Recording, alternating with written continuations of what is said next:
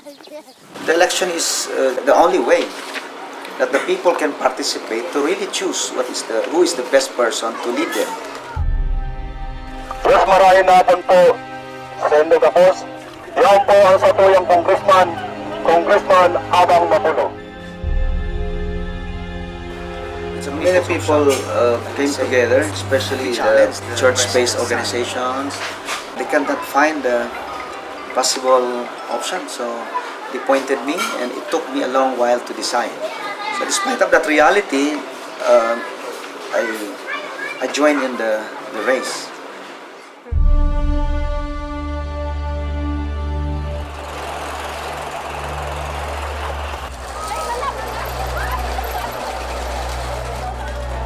The politicians are not really the savior of this world, but ultimately it is the people's voice that are organized. We have to respond to this basic need of the people and access to resources. Many people are coming to support us on voluntary basis. People are volunteering their resources. Despite of all the odds of limited resources, we can go to the people and excite them and get their imagination that this is a possibility. Ako po si Abang Amulo.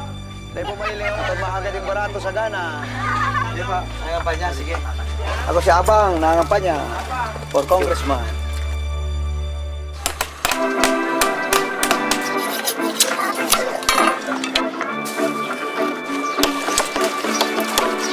When I run, it's my option.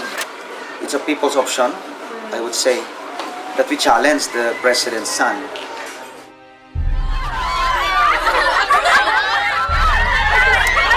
Pangako ko po na magkataw po ako ng sarong housing unit kada birthday ko po.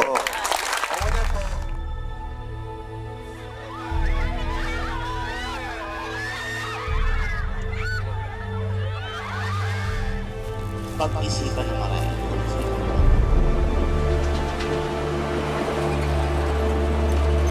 So they say my action was in fact political suicide.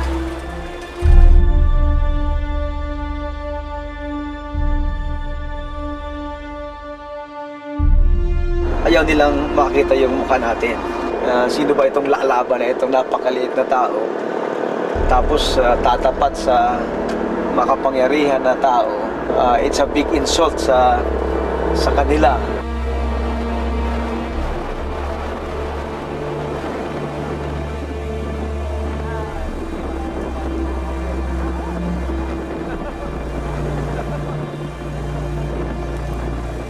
So this is, you may call it a suicide, but I'm happy doing it.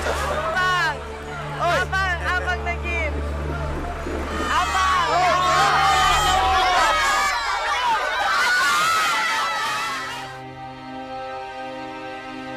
Congressman Mabulo.